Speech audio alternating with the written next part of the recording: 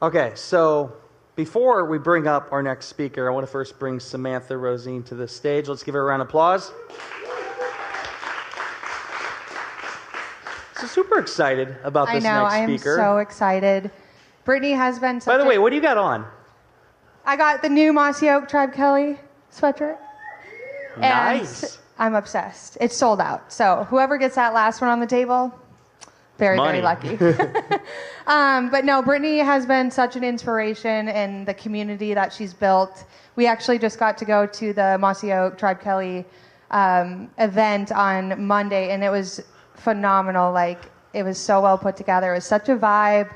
And I'm just so grateful that she is here to spend some time with us. Yeah, truly inspiring where she's come as an entrepreneur and everything she's doing. And she's going to be sharing on social media content how she's really built a brand and community. But with that said, I'm going to give her official intro. Brittney Kelley is a multi-talented entrepreneur and designer known for her work in fashion hospitality industries. She gained her recognition as a founder of Tribe Kelley, an ethical clothing brand that promotes ethical and eco-conscious fashion choices. In addition to her contributions to the fashion world, Brittney is a restaurateur, having partnered in the creation of Papa Smurf Burger Bar. She's also renowned for her marriage to country musician star Brian Kelley, further solidifying her status as a dynamic power couple in various creative endeavors. Please stand up and help me welcome to the stage, Brittney Kelley! Texas sun. Woo! See you wanna hit the highway while the engine was. Thank y'all for having me. Thank you for being here. How are y'all doing today? Good. Great. Good. How are y'all doing? Yeah. This is awesome. Wow, like the smoke intro? Okay. I'm loving the camo. Got you. Thank you. So let's start out. Okay, so obviously I've gotten to know you a little bit this last year, but I want to start out with just your story and where you came from when you were smaller up until now, and how it's really like defined who you are. Absolutely. It's a multi-layered story, but let's get into it. Yeah, so first off, I'm Brittney Kelley. I am from a really small town in Georgia called Flowvilla, Georgia. How small, by the way? When you say small? There's literally like 80 people in the town. Oh, mine was 700. I'm okay, small. I graduated with 19 people, and I drove like 30 minutes to school. Okay, so, small town. Yeah, like a cotton field, basically. Yeah. But I grew up with my grandmother, and that's really where this entrepreneurial spirit came from. You know, she worked 3 jobs to keep us in the house we were in. We had a little bit of land, about 30 acres, so kind of grew up on a farm, if you will. And she had her own flea market as one of her 3 jobs. So I grew up in a flea market, buying, selling antiques. I just loved really selling things to people, not necessarily for the monetary exchange, but just for the connection. And so I think that's kind of where that spark came from. And so, yeah, she raised me, and I went to a tiny little school. It was a private school, which I feel very fortunate to have gone to.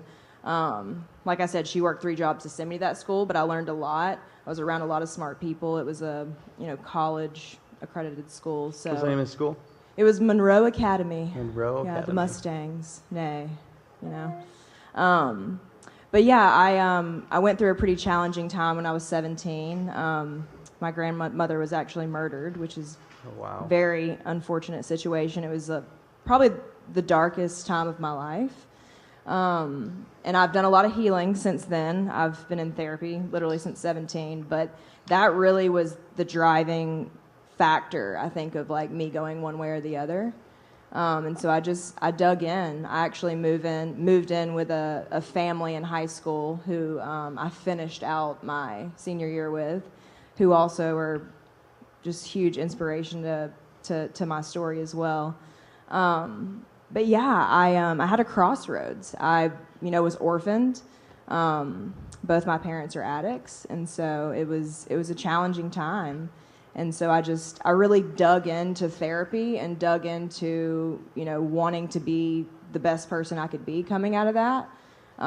It's not to say it happened like that year, but, there were about 3 years there that I really focused on mental health, which is something I'm a huge advocate of now, mental health therapy.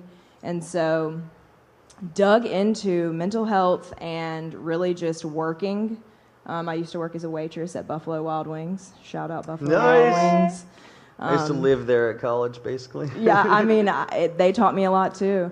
So yeah, that was a really pivotal moment in my life because I was on my own. You know, I had no one to check in on my grades. I had no one to really check in on me if I was going to pay rent or, you know, so that really drove, I feel like, what's inside of me now.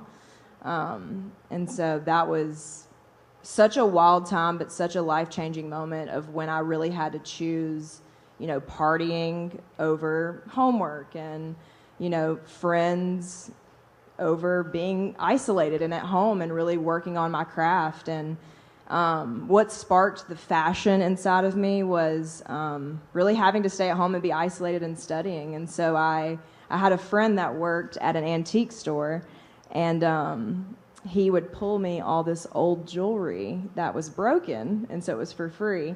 And I would take it home and basically take it apart and like reassemble it into something new, which is kind of how I felt at the time.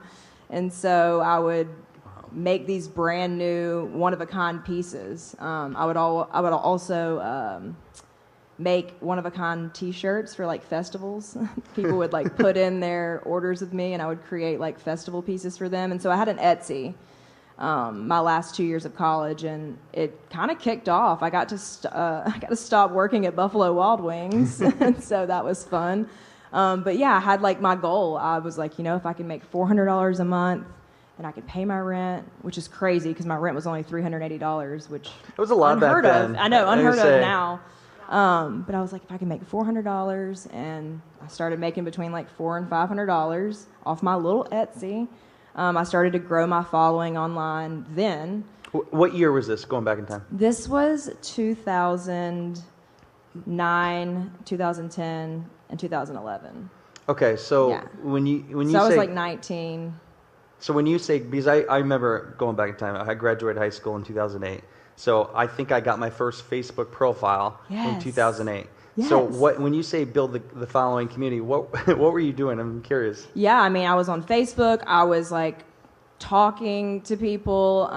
There was, oh my gosh, what was it? Was it Vine? Vine. Was it Vine? Yes. It was fine. Vine. That's dead There's Twitter. now, right? Vine's dead now. Yeah. I had a good following on there too, which sucks.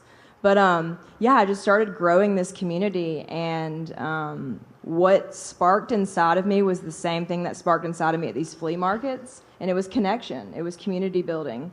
And I had I don't know, like 3,000 or 4,000 people following me on all these platforms at the time, and every time I posted something, it would sell out. And I mean, it was only like 7 to 12 items at the time. Yeah. But it just created such a passion inside of me of like making these people happy, and then they would send me photos, you know, of them at the festival in my shirt, or their, you know, their friendship bracelets that I made. And so that was where the passion for creating a community and connection through a product. I think I learned early on that the product is great and you can create something really pretty, but the community is even more special, because that's who is going to keep that product, you know, relevant long term, and who's going to support you long term. And so let's see, Etsy days, I met my husband then. My husband and I were actually dating siblings, which is an interesting situation. I was dating this guy, and BK, my husband, was dating this guy's older sister at the time. Oh my goodness. We I met did at a not know I don't think I Thanksgiving. knew this, BK. that. You met at a Thanksgiving. We met at I a love that. Thanksgiving. Nothing juicy happened. I mean, we met each other. It was, I know, you would think it would be more juicy. This is good. It's not. But we met at a Thanksgiving. I was 19 at the time. He was like 24, 25. We broke up with those folks and then moved on with our lives, dated other people. And then we wrapped back around at the end of my college career. I had transferred to the University of Georgia. And yeah, I guess I had like a semester left. We reconnected. We dated for like 2 months, and then we got engaged, which was pretty crazy because we had known each other for 3 or 4 years. How do you propose, if you're willing to share? I'm curious.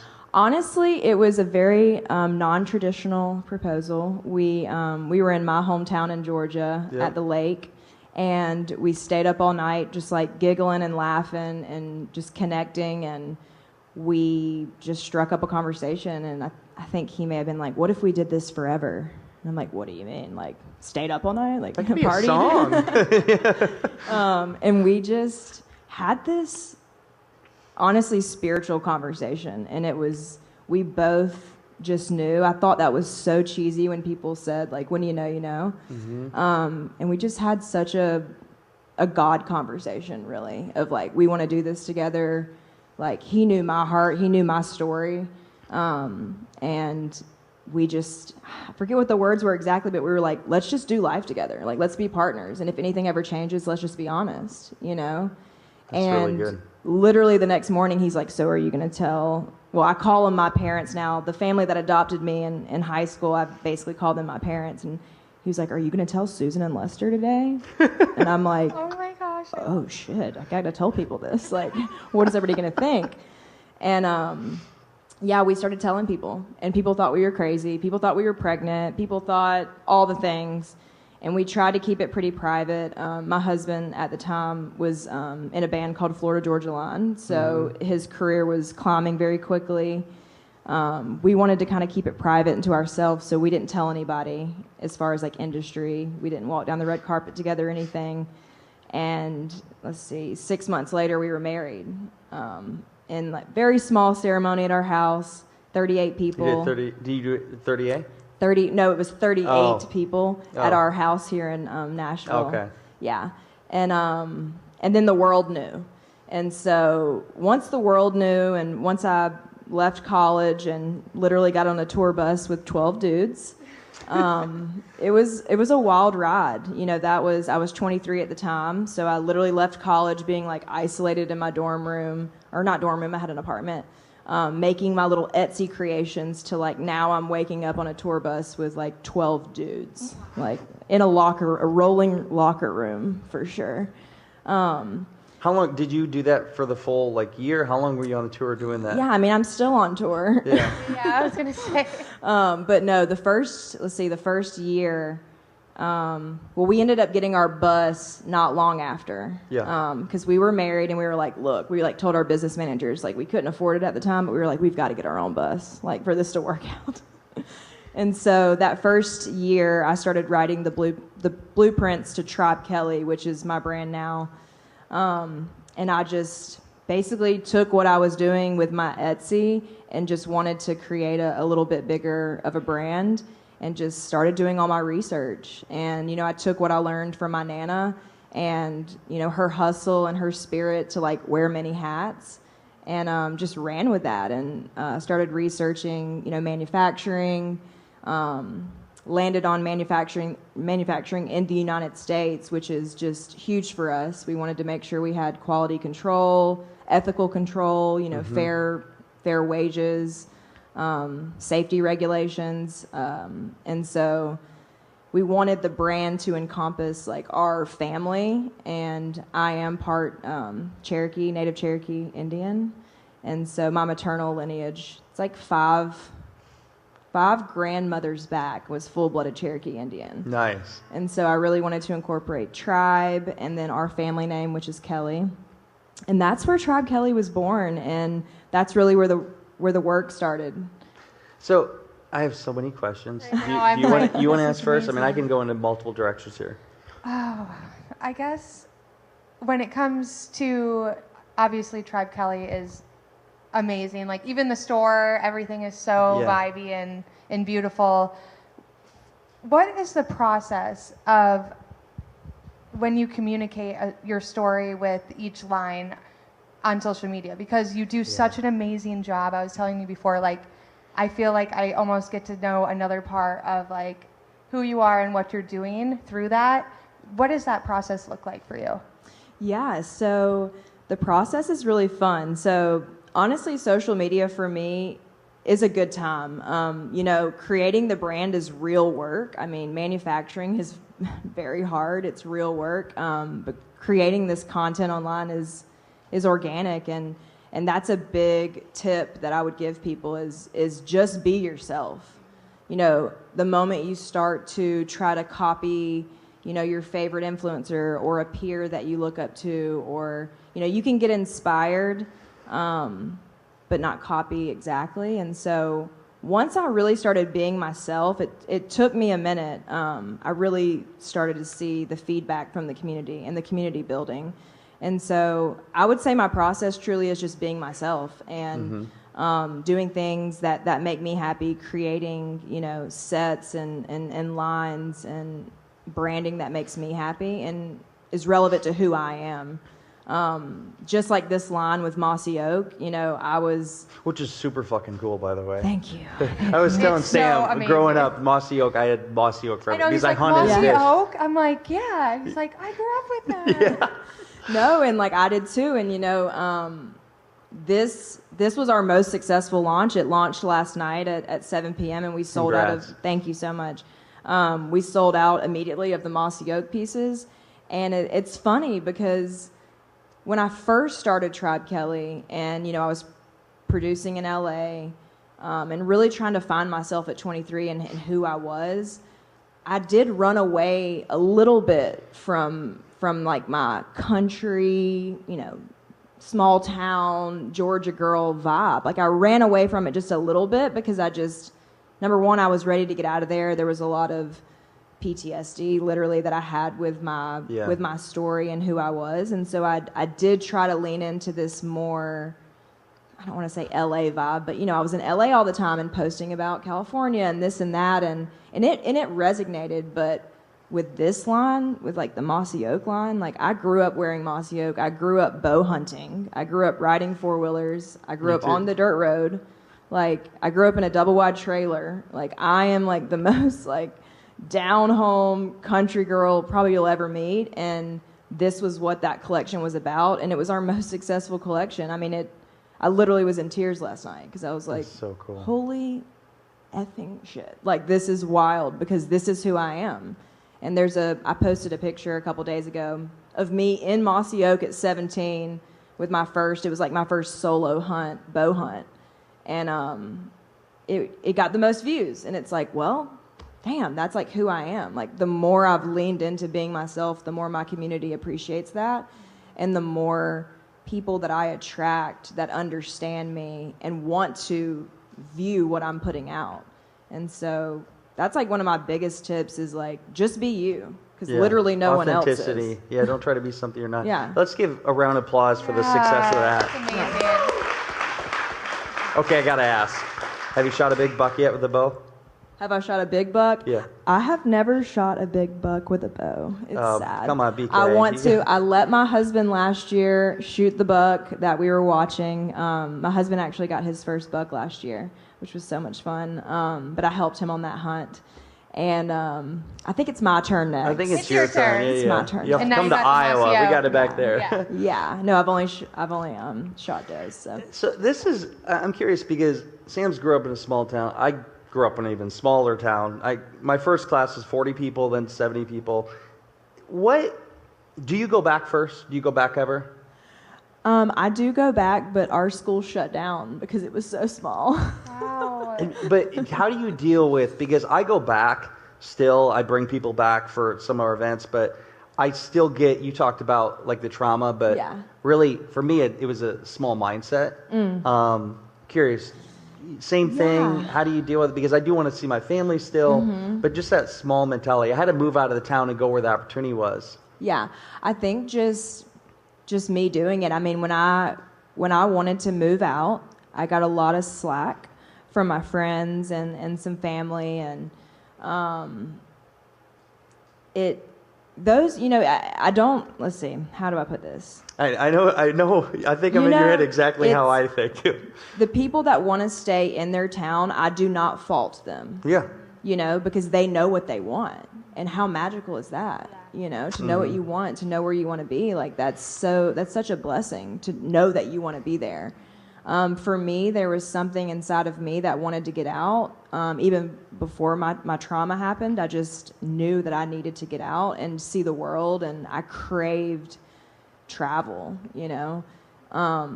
And I even used to tell my grandmother, I was like, I want to be a gypsy, like not the kind that like steals, but like the kind that travels. And and now I'm traveling all over the world. But yeah, I just my friends, I have a couple friends from high school, and when I see them, they're just so proud of me, and it feels incredible for them to be proud of me, because I think they were mad at me at first.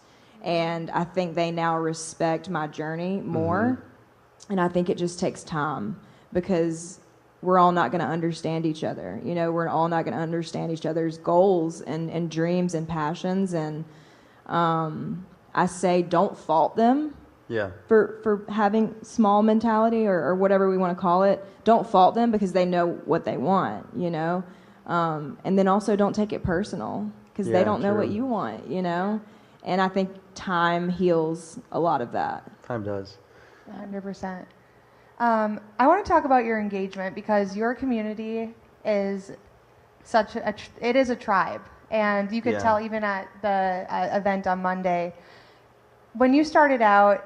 And for anyone who is starting out, like when you're posting and viewing like how many likes and comments and everything like that, how do you overcome like that beginning process of that?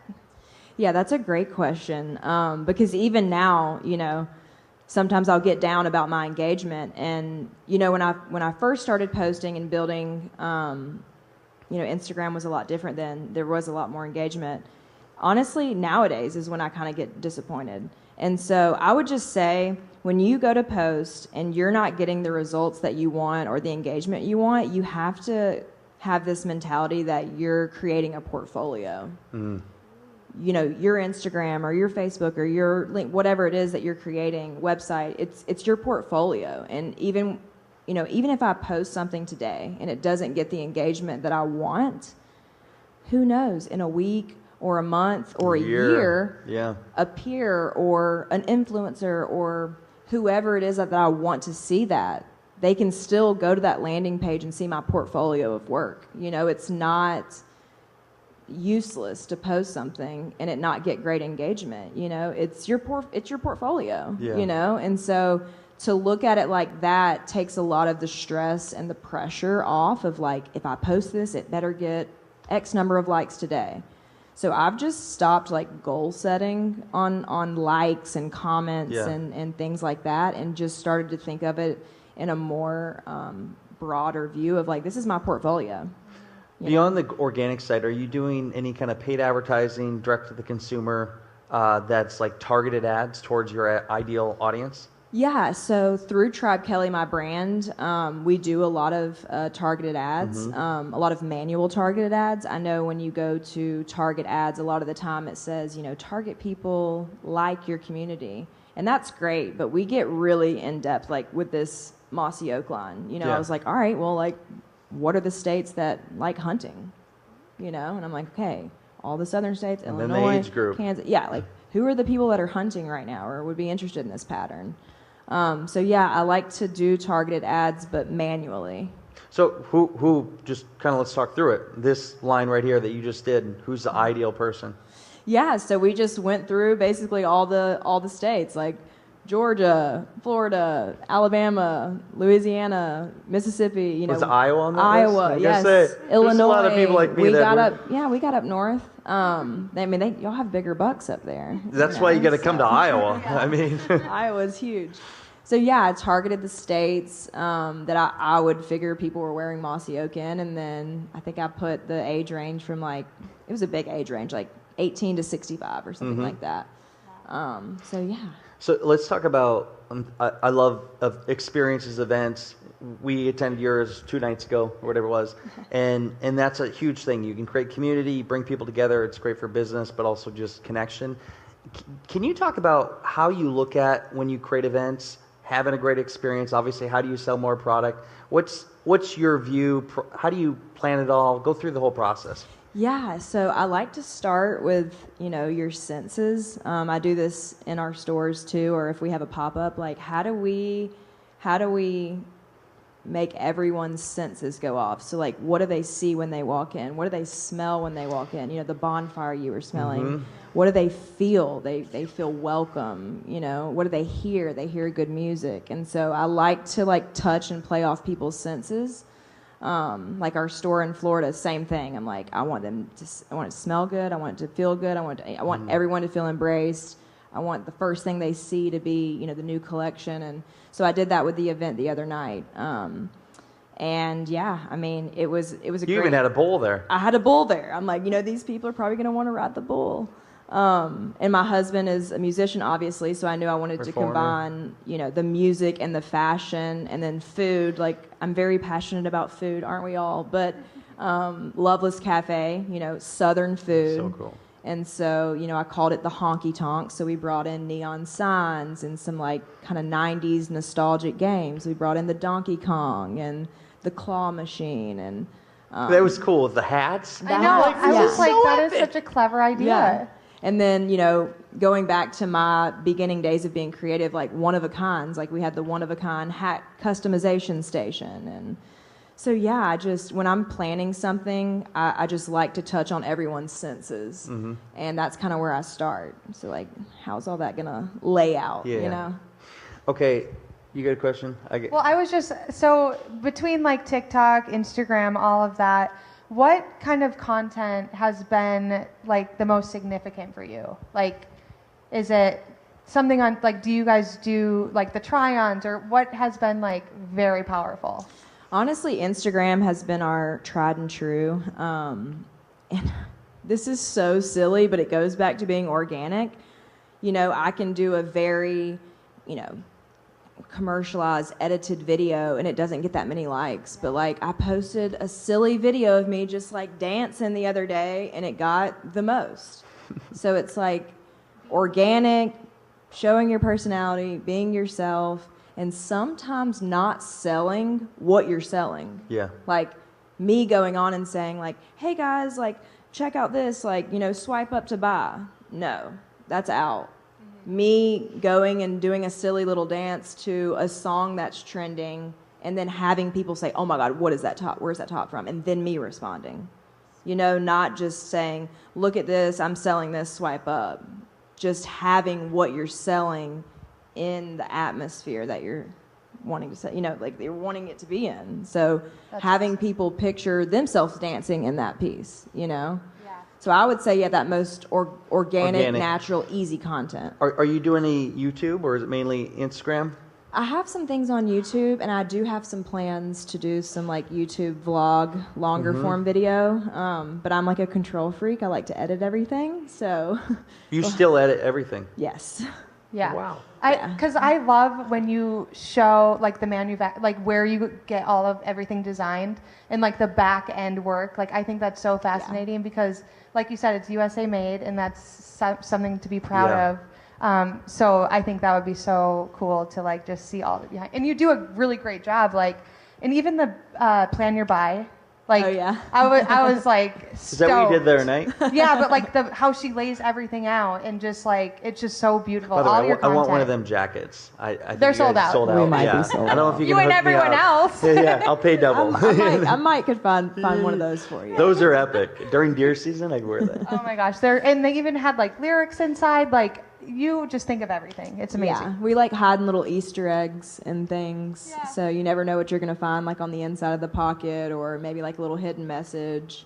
So we like stuff like that. So there's a lot of couples in the room, business partners, but also couples. And Samantha and I in business together in relationship. I'm curious how you guys navigate, you and BK, as a couple that both are doing your own things, doing things together. Then you add the spotlight into it.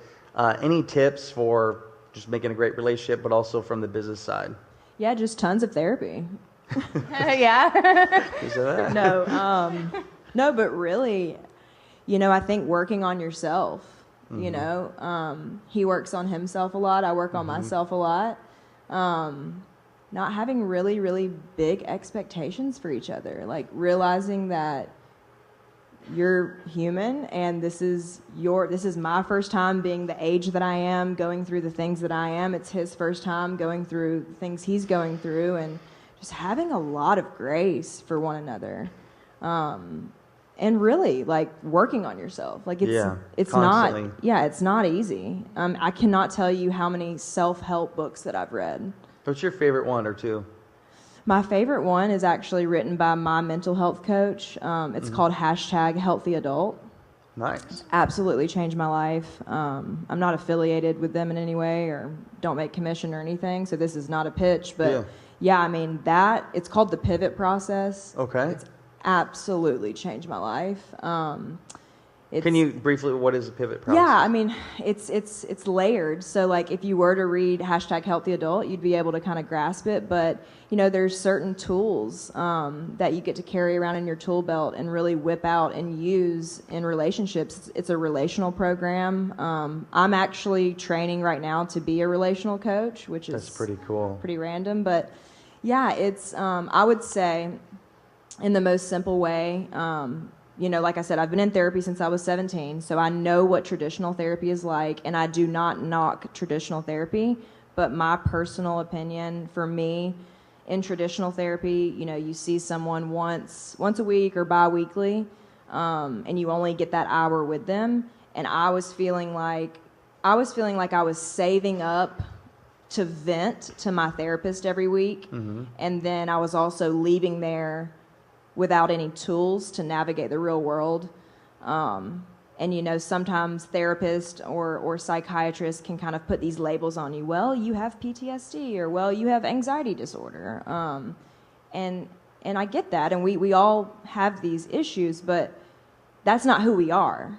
And once I started to learn the pivot process, I really got let out of this mental prison of like, okay, like PTSD isn't who I am. It's something that I've experienced, but with the pivot process, I actually gained these tools to navigate the real world. And you have a coach, and she or he is your mental health coach, and you're able to actually talk with them in between sessions. So like, wow, you know, like my parents, like I deal with, you know, an addict mom, and, you know, so there's a lot that bubbles up. You know, she still tries to communicate with me, and I have deep love for her from a distance. But things pop up, or things are said, or, you know, you get triggered. And so to be able to pick up the phone and call your coach and say, I'm spiraling, I'm about to cuss this lady out, you know, I'm treating my husband bad now because I'm feeling this from her. Having that, catching those moments right in the middle of them and having a professional help rewire your brain, quite literally, and say, hey, this is happening. Your cortisol levels are high. You know, your brain can't tell whether your mom pissed you off or you're running from a tiger right now. You know, like the same process is happening. So to have a professional really catch you in those moments and help you navigate and give you the tools to continue on and get back to your healthy adult, which is the state of your highest consciousness, is priceless. And then also taking inventory of your life, like going through like your child self, your teenager self, your unhealthy adult. And so you start to name these parts of self. And, you know, my teenager self was really hurt. I went through a lot. You know, she went through a lot. And when things happen to me, or, you know, maybe, let's see an example, like maybe I get left out of a girl group or something. And I'm like, oh shit, like my abandonment button's going off. My teenager is abandoned because she did get abandoned. And that's where that's coming up.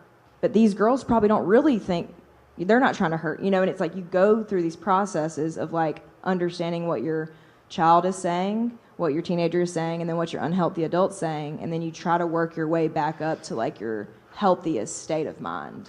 How you just worded that is so fucking good. Yeah. Wow. Like I think a lot of us could use that, so we would love some more information. Yeah, I mean, it's all about relationships, you know? Yeah. I mean, every single day we have a relationship, even if you're in your car and you have road rage, you know, like, and that's another thing you do in the pivot process is you start taking inventory and you have circle boundaries. So you have your inner circle, your good circle, your semicircle, your acquaintances, and then your outer circle. And so taking inventory of everyone in your life, from, you know, your parents to your friends to your acquaintances to the people that are giving you road rage, it can help you navigate back to your healthy adult self really quick. So like I used to get hung up on let's just talk about road rage. Like, I would, somebody cuts me off, I'm cussing them out. All my energy, I do believe in energy, it's real. Yeah. It's flowing out the window because I'm cussing this lady out. I get home, I'm telling my husband about it. I'm using more energy up about it. And then with these tools, I take inventory and I'm like, wait a second, that person is on my outer circle. Yeah. I shouldn't be using any energy. I should not be taking that personally at all. They don't know me personally. I don't know them personally. And it just quickly gets you back to your highest, most healthiest self. Now, if, someone in your good circle looked at you and had a criticism, then it's like, all right, well, I'm going to sit down with you and I'm going to use some energy because you're in my good.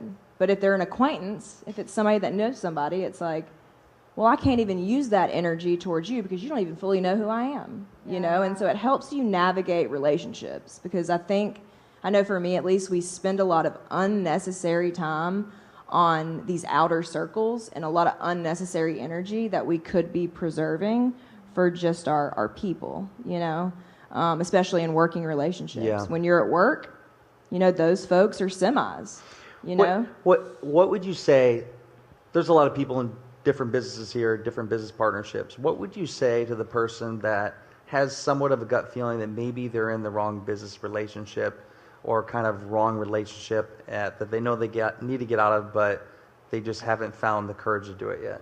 Yeah, I say take inventory. This book would definitely help you. It's like take inventory of like the risks and the benefits. Like, is this relationship something that's worth navigating to get you to the next step, or is this relationship something that you're just scared of leaving, for fear of the consequences?